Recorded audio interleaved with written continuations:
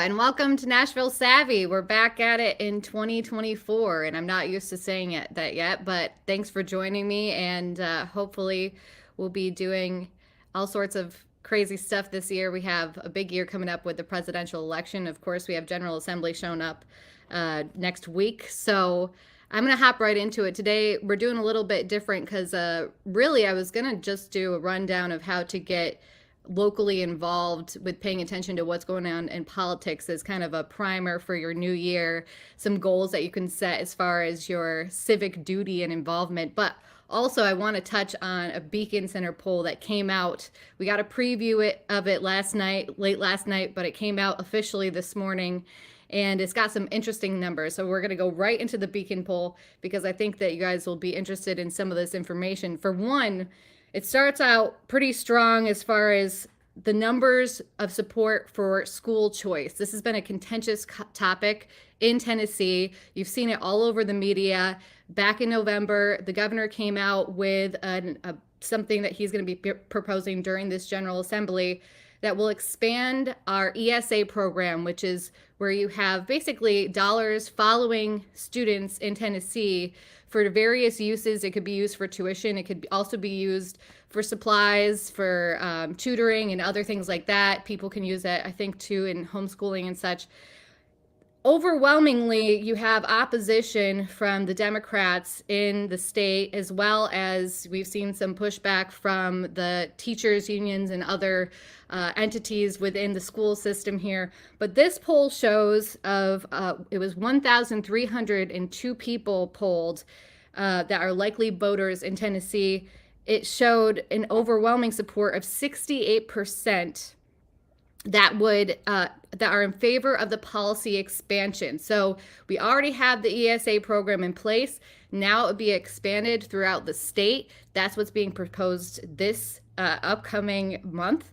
And 68% are showing that participate, support it. 19 are hard no's. They're hard no's. They're against this expansion. And the rest of those polled are just undecided, which is not surprising given the fact that this information about what this really does as far as the state education and what the long-term effects of this could be are still up in the air. You've got a lot of heavy-handed lobbying for this, as well as pushback from local trusted voices.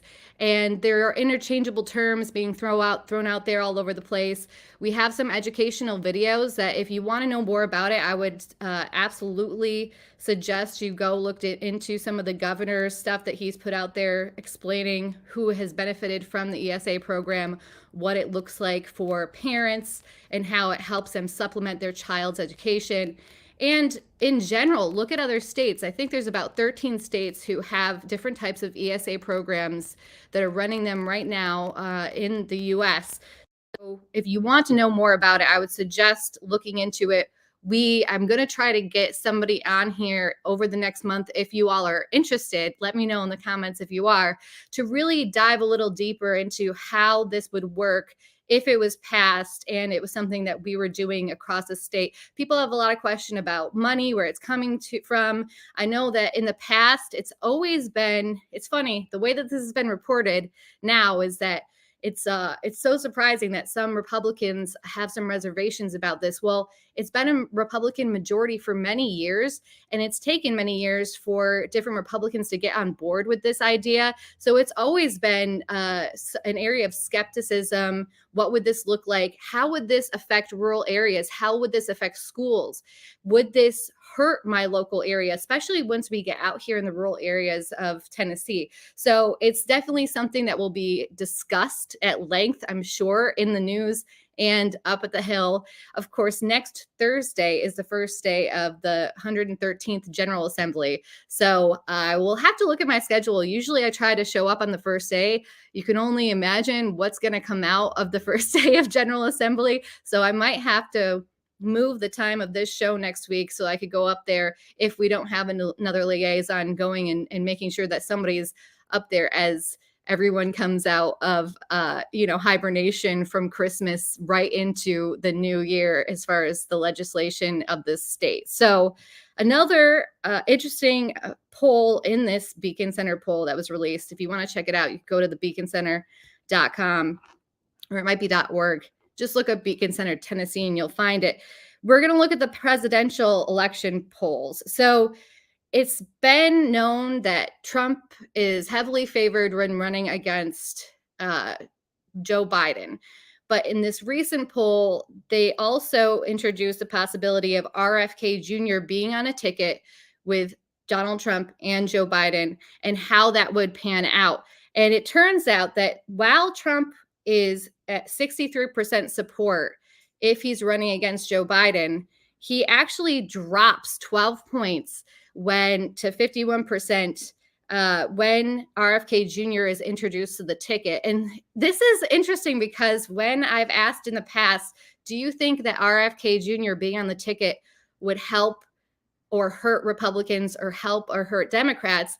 It's kind of up in the air, though most people tend to think that it would help Republicans. But in this poll, it actually shows that Joe Biden only dropped 6 points because of RFK Jr., while Trump dropped 12. So RFK Jr. being on the ticket here in Tennessee affects the Republican vote more than the Democratic vote. This doesn't really mean that much for such a strong Republican state, but that's good information to know about voters if you want to start to extrapolate that information and start to look at some other states that are in swing. So I would take that for what it is, but when RFK Jr. is on the ticket, he gets 16% of the vote, and he does take more of the vote away from the Republican side of the ticket. When you take, here's another interesting thing before we go into the next part. If of the Republican voters in this poll, if Trump is actually convicted of the crimes, some of them or all of them, 63% still say that they would support Donald Trump on the ticket for president. So there's not a change as far as the Republican backing of Trump if he is in fact charged of these criminal allegations that have come up against him, which is very interesting. But if Trump recused himself from the ticket and we had a run where he wasn't on in the primary, it does show DeSantis coming out on top. It's not that much of a lead. It's 46%. Well, it's a big lead, but it's not as big as Trump's lead is against Biden, but it would be 46% for Ron DeSantis. It would be 18% for Vivek Ramaswamy and 14% for Nikki Haley. I want to segue from that for just a second because I was looking at the primary ballot, which is now fully established. It's what's going to be on your ballot in March is established by the Secretary of State. And on that ballot, you don't just vote for the candidates that you want. You also can vote, if you're Republican, for your delegates. And your delegates are who go to the Republican National Convention, and they're the ones who actually vote for the nomination. And of those delegates, each person who's running for those positions to go to the National Convention have an opportunity to pledge allegiance, pledge on the behalf of saying that they would vote for this candidate. The pledges that were made that are of the delegates in Tennessee, there were only pledges for Donald Trump, Ron DeSantis, and Nikki Haley. Everybody else was undecided or not pledged to anyone is what it really is. So only 3 candidates have actual pledges, and it does not include Vivek Ramaswamy. It does not include some of the other people on the ticket. So that's interesting, just so that you know. And we'll get more into talking about the delegates and stuff later on in the program because I want to touch on that a little bit more. When it comes to Joe Biden, if he would pull out of this race, this poll showed that of the 324 likely Democratic voters, 27% would actually want Kamala Harris to be the person that they would vote for president. And what's interesting is Bernie Sanders came in second. He actually beat Hillary Clinton by a percentage point. When Joe Biden's taken off the ticket, it's Kamala Harris, Bernie Sanders, Hillary Clinton. After that is Gavin Newsom, and then I think Pete Buttigieg got a few votes as well. But that's an interesting piece of information as well. Of course, that's not foreseeable at all, but just in case, if you want to know who people are backing, it's Kamala Harris. When we get into local politics, or I should say state politics, we're going to look at the state Senate race, which we have the incumbent. She's a Republican. Her name is Marsha Blackburn, if you don't know. And she has a couple opponents on the Democratic ticket, one of them being our very own Gloria Johnson, who's over here in Middle Tennessee. And it got a boost from the Democratic Party in this poll. So I'm going to rewind for just a second. Back in October, Beacon Center did a poll where they put her opponent, who's a Democrat, Marquita Bradshaw, against Marsha Blackburn. And then they put Gloria Johnson against Marsha Blackburn. And in those two polls, Marquita Bradshaw did much better than Johnson did when running directly against the incumbent Marsha Blackburn. But in this poll, when they're polling just for the primary, which is just the Democratic candidates who are running for this nomination, it looks as though Gloria Johnson is quite favored. In fact, 41% of the vote went to Gloria Johnson in this recent Beacon poll. And this is a big swing for her. This is really important to know because it was kind of looking dour for her after the last poll. But it's interesting simply because more Democrats are backing Gloria Johnson, even though in a race pitted against Marsha Blackburn, she didn't perform as well as Bradshaw. So that's a really interesting statistic from these polls. The next thing we're going to look at is trust in the media. So this is something that you can feel it, but we never really have statistics on it. And so I'm glad that the Beacon Center included this, especially since we are a local media outlet. But it turns out 66% of people say they have some or a lot of faith in local media compared to 51%. So we're beating, or in national media, I'm sorry. So compared to 51% faith, little or a lot of faith in national media, that is quite a significant difference, that people are trusting their local news sources more than the national news sources. The actual distrust of not having any faith in the national media is a staggering 22% of people in this poll do not trust the national media at all. It's only 9% for local media. So that's good for us. I think that you have to keep us a little bit more honest on the local scene. And I think that that's starting to come through. And we appreciate all you guys who tune into the Pamphleteer and keep up with things, because local media is so important. And that's something that I wanted to talk about today, of the things that you could get involved with. So there's a lot of moving parts. And when you're getting constantly fed the national narratives and even the more statewide and local narratives, it's easy to get lost in the sauce. At the Pamphleteer, we're trying to provide you with some context. We're trying to provide you with more of the rest of the story so that you can compare and contrast. We've never shied away from the fact that in certain instances, we have a bias to the type of audience that we are writing for. But when it comes to factual information, we are journalists, and if we are just doing an opinion piece, we make that known. But we're also giving you guys real actual facts. We're showing up to the actual meetings. We're looking at actual data, talking to the experts, getting those sources so that you can have a better picture to compare and contrast as you're getting all of this information. You're inundated with it on a daily basis, and they're trying to skew and control the narrative. We all can feel that at any given time. And the further you get involved with your local area politics, you start to see how skewed it really is. You see that they're choosing to cover some things, not choosing to cover other things. Of course, media in general has tanked. There's not a lot of news reporters out there. And once you get closer and closer to the local level, there's very few people, and there's a lot of departments to follow. There's a lot of people, a lot of politicians to follow along, and a lot of things get lost through the cracks. But once you start paying attention, you can start to see what they pick and choose to focus on. And that helps you get an idea get an idea of the things that they're kind of skewing, what direction they're kind of skewing the narrative to go. That's not to say that it's necessarily a terrible or bad thing, but it is to say that it's important for all of us to get as involved as possible. Now, on a day-to-day basis, you can't keep up with all this stuff. It's hard, even as a local reporter, to keep up with all of the committee meetings, all of the council meetings, the press conferences, the new legislation. We have thousands of bills that go through the state legislature. We have literally 100+ agenda items on every single agenda for every single council meeting. It's a lot of stuff to keep up on. You don't have to keep up on all of it.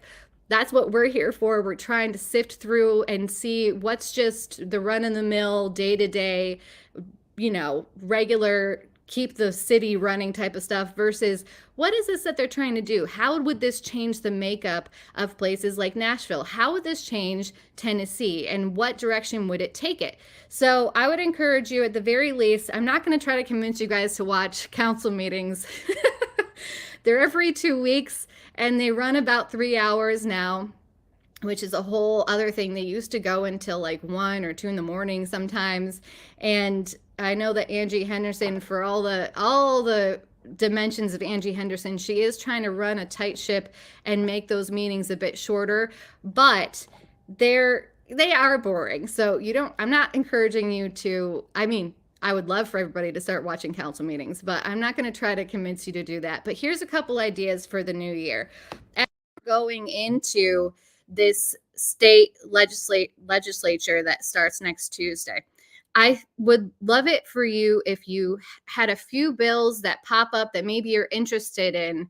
Follow those bills along. When you go onto the General Assembly website, you can just type in a bill number and it brings you right to that bill, and you can start to watch the history of that bill, and you can watch the actual committee meetings on video and any type of floor meeting that they have with the discussions of that bill.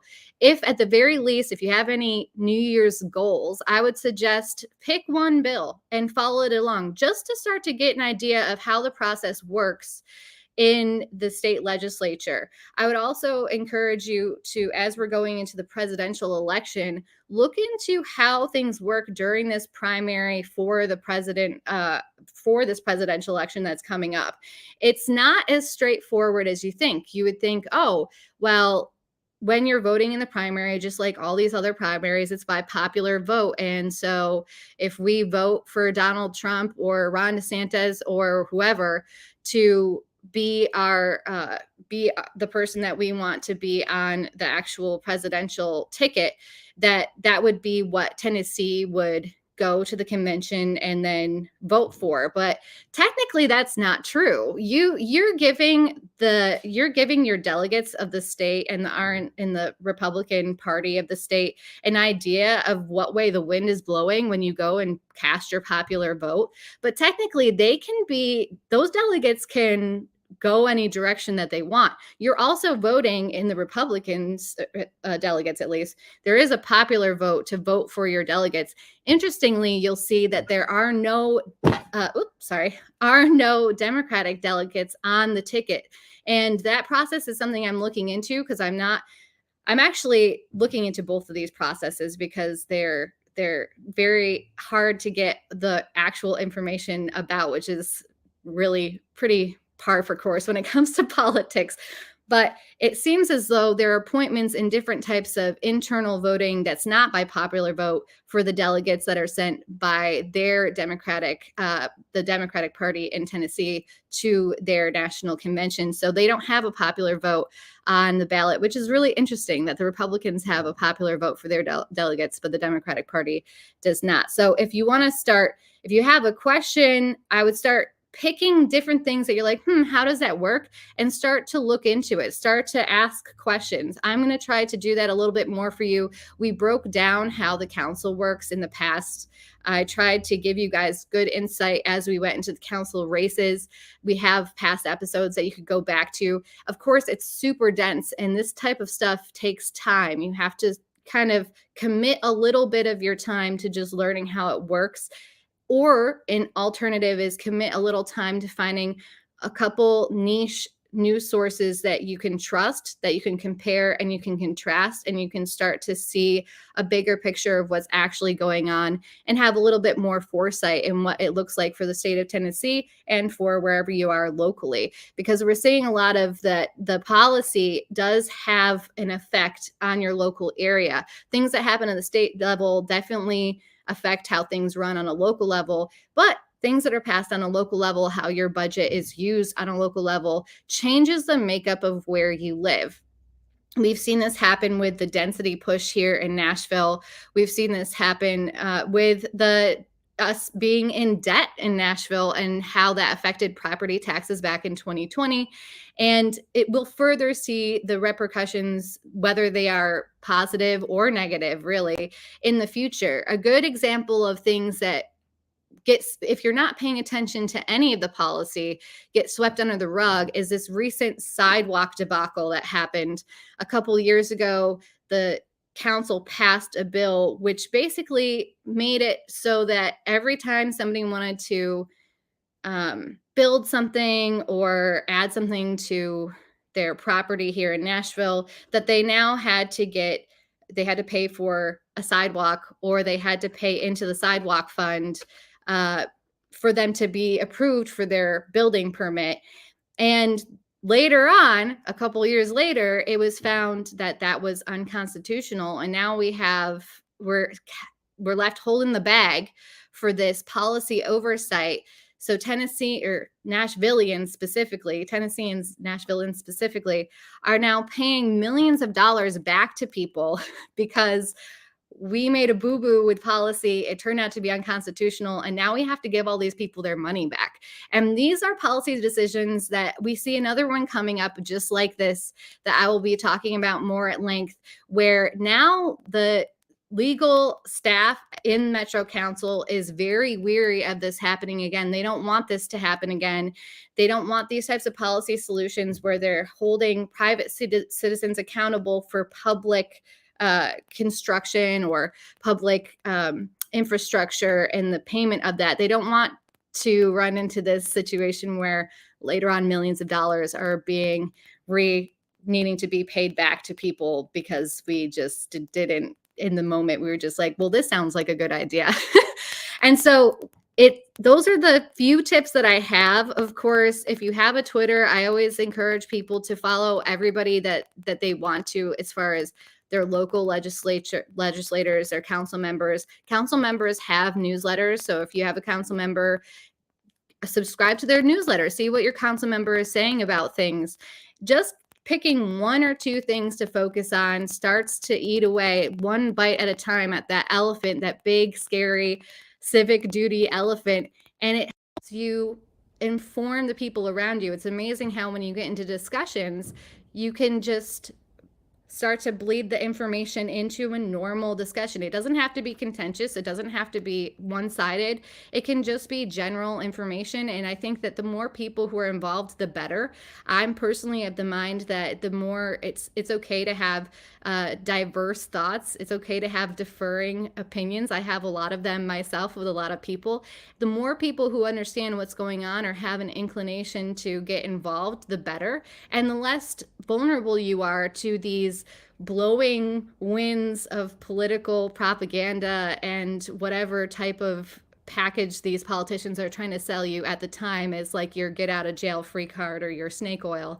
And also you start to see the patterns of where people are trying to take your city. I know in Nashville, I've been here for 12 years and it's changed a lot.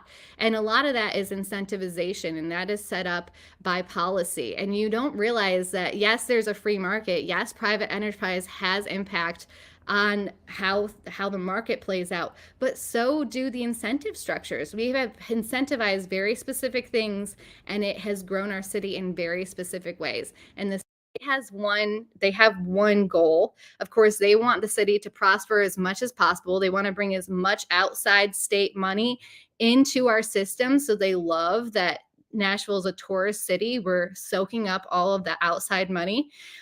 that's their goal. You have to look at it through their lens as a state. That's what they want to allow businesses to grow and thrive in Nashville. Locally, you have more of a say when it comes to your council members and what you want them to protect, regardless or whatever those things are. That's what you should be advocating for. I talked about this a little bit when it comes to your at-large versus your actual personal districted council member. You have 5 at-large members that are working for you. 5. And then you have your districted council member. So technically on the council, you have 6 votes that are just they're for you specifically. So I would encourage you to get to know who those 5 people are. And I would encourage you to get to know them on an email basis. They get a lot of emails, but if you're paying attention, they pay attention to people who pay attention. And if you don't believe me, these are human beings. They are swayed. They want to know what you think. They might not always act like they want to know what you think, but they are invested in making the people that they're working for at least not angry at them. So I would encourage you to get to know who your 6 representatives on the Metro City Council are. I would also encourage you to make a few small civic duty goals this year and inch yourself a little bit closer to trying to pick apart this beast that we know as Tennessee politics. So that's my encouragement of the day. I'm going to end with this really, really, this is another piece of encouragement, simply that you do matter. I have this inclination that people often feel like they're just a drop in the bucket, and that what they think and what they do and what they say or what they try to advocate for doesn't really matter. And that's not true. On Twitter, there is a gentleman, and I'm going to pull him up. Last April, he was replying to Bob Mendez. This was when Bob Mendez, he was a council member at large here. Now he works in the governor's office for Freddie O'Connell. But in a reply to something that Bob Mendez said, there is a gentleman, his name is Anton Bell is what he goes by on Twitter. So I'm giving you a shout out, Anton. He actually posted something about Justin Jones, specifically about how back in 2020, there was a post made by a young woman. You can go on my Twitter and check the whole thread out, where she calls out Justin Jones for turning a blind eye on sexual assault that occurred during one of his protests back in 2020. And he called this out before any other reporter called this out. He said this back in April. He said it in a tweet to Bob Mendez. It went unanswered. But then a month later, it was picked up by Matt Murphy from the Matt Murphy Show. And he got a lot more eyeballs on the situation. Of course, I, amongst many other people, started to look into this stuff.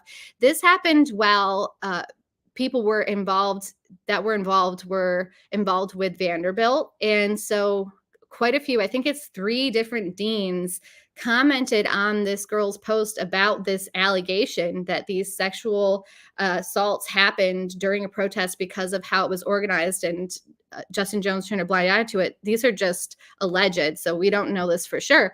But she posted about this, and 3 different deans replied to the post, and we've tried to follow up with them. There will be more on this later, but we've never heard back from what exactly happened with these 2 sexual assault allegations. But that information was first sussed out by a normal local civilian who was just keeping his finger on the pulse. And that's so important. What happens in your backyard does matter. What's happening that you're paying attention to, little things that you're just like, that's interesting. You should definitely be reaching out. Of course, you should feel like you can reach out to your own representatives and such, but please feel free to always reach out to the pamphleteer for tips. We're going to be opening up a type of tip line here pretty soon, but you do matter. Your involvement absolutely matters. What you do in the purview of your life impacts everything. Local is more powerful. That poll tells you how national narratives, national media are in the doghouse right now. And the local media, the local beat, your local input, your eyes, ears, input, and the actual help that you give to local media is important. I'm just going to hammer that home because sometimes I feel like it's very discouraging in these times. We often feel like we really can't do anything at all, and that is not true. So that's my long short for the day. We're going to be back next week. I will let you know whether or not I'm going to be here at the regular time due to General Assembly.